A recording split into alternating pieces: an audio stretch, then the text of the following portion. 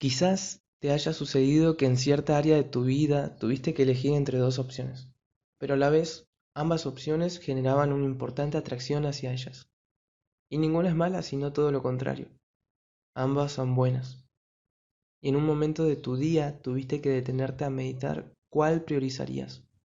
Detenerte a pensar, como se suele decir, entre lo importante y lo urgente, entre lo que requiere mayor atención y necesidad con lo que sucederá de todas formas. Puede que se nos venga a la mente algún recuerdo presente o pasado en el que podamos relacionarlo con estas similitudes, como quien está considerando si salir a correr, o cenar antes, o cenar después. Ambas son buenas y a la vez muy considerables. La una es fuente de nutrientes y la otra ayuda al estado físico. Una permite poder postergarla, la otra debe suceder de todas formas, porque el no comer genera un sentir y un vacío molesto en nuestro estómago, que a la hora de dormir se complica mucho. Algo parecido, y no igual, le pasaba al apóstol Pablo. En Filipenses capítulo 1, versículos 22 y 23, leemos lo que le sucedía a Pablo. Mas si el vivir en la carne resulta para mí en beneficio de la obra, no sé entonces qué escoger, porque de ambas cosas estoy puesto en estrecho, teniendo deseo de partir y estar con Cristo, lo cual es muchísimo mejor. Pablo no está poniendo en estima el estar con Cristo y considerando con tristeza el seguir en la carne, es decir, por ejemplo, el seguir con su ministerio que le fue encomendado. No, lo que él dice que ambas cosas son en verdad buenas. Una es lo mejor que puede experimentar y la otra es muchísimo mejor.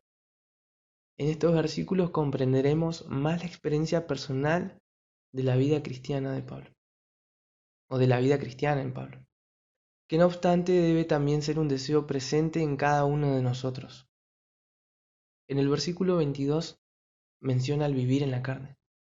Bien, Pablo sabe que su estadía en esta tierra no es en vano, sino que ve el beneficio de su tiempo aquí en la tierra. Más adelante va a volver a hacer hincapié en el porqué. Y no es un aspecto el que buscara solo su beneficio, porque de ser así consideraría solamente el hecho de estar con Cristo y desestimar el servir a otros hermanos, el ser de ayuda, de bendición para otros, de ánimo, hasta incluso el escribir esta carta. Él sabe que cada minuto que pasa en la tierra tiene un porqué y un beneficio que no se puede conseguir de otra forma. El seguir viviendo en la carne permite continuar sirviendo en la obra, continuar llevando frutos para el Señor, frutos que redundaban en la salvación de hermanos y la consolidación de la iglesia. Dejar que Dios fuera el que guiara su vida y lo hiciera comprender la razón de su vivir. Aquí no se debe confundir el vivir en la carne con vivir en el viejo hombre o en la antigua vida. Debemos recordar que el día que Cristo fue crucificado, nosotros también lo fuimos juntamente con Él. Gálatas 2:20 dice, con Cristo estoy juntamente crucificado, y ya no vivo yo, mas vive Cristo en mí, y lo que ahora vivo en la carne, lo vivo en la fe del Hijo de Dios, el cual me amó y se entregó a sí mismo por mí. Ya no hay relación con el pecado, el viejo hombre murió, pero el nuevo debe vivir en Cristo. Es por eso la incompatibilidad de pensar que Pablo al mencionar vivir en la carne lo hace en referencia a una vida descontrolada en el pecado. Ya no debemos tener relación con aquello que nos separaba de Dios. Mas, este vivir es una vida comprometida con el ministerio que uno entiende que Dios le da, una vida que se halla en comunión con su Creador, con su Salvador, en una vida que está comprometida en el lugar que le toque estar, comprometida en el servicio, dentro o fuera de la iglesia.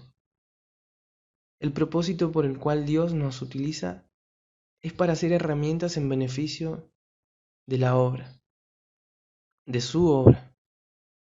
Y como herramientas en manos de Dios debemos hallarnos con integridad, fieles en santidad, teniendo un servicio generoso, sincero y sin manchas, que solo a la luz de la palabra de Dios podemos reconocer y ver. Pensemos lo siguiente: la persona que nos predicó el Evangelio fue utilizada por Dios, que nos invitó a la iglesia o a alguna actividad también. Aquella persona que es una guía espiritual para nuestra vida también. Entonces, deteniéndonos aquí, vemos cómo Dios utiliza a hermanos en beneficio de la obra.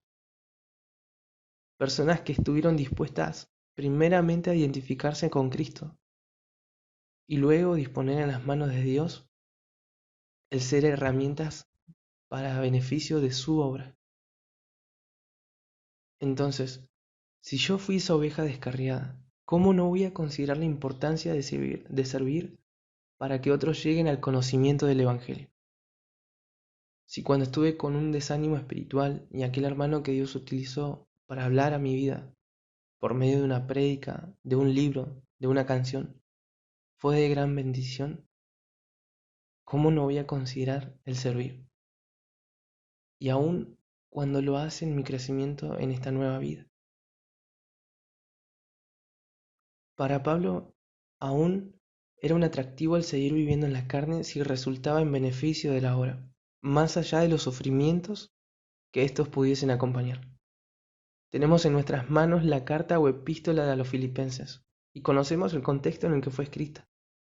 Y aún podemos seguir conociendo con más profundidad. Y vemos que Pablo no se desanimó porque a su vida se hacían presentes distintos tipos de sufrimientos. La razón de sus frutos era primeramente su consideración en el vivir de la vida práctica, tal como veíamos en el versículo anterior. El vivir es Cristo. En segundo lugar, ese deseo que es muchísimo mejor, no solo debemos leerlo en la vida de Pablo. Y ya con esto quisiera cerrar con un pensamiento para nuestras vidas. No solo este día, sino cada día. Deseamos verdaderamente encontrarnos cara a cara con el Señor. Quizá hemos descuidado nuestra mirada y nos hemos desviado de la razón del por qué servir, o del para qué estamos viviendo. Y enfocamos solamente nuestras miradas en los sufrimientos que vienen a nuestras vidas, en las pruebas. Hemos descuidado el tener presente en nuestras vidas la promesa de que un día estaremos cara a cara con el Señor y que no siempre vamos a estar acá.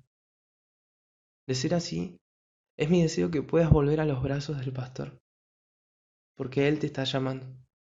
Y qué agradable es a Dios que nos encontremos en esta nueva vida en obediencia, agradándole, sirviéndole, cumpliendo con el misterio que Él nos ha encomendado, en el lugar que nos toque estar, de ser de bendición para la iglesia, para el crecimiento y salvación de almas que aún están perdidas. Hermanos, que el Señor les bendiga y tengan una bendecida semana.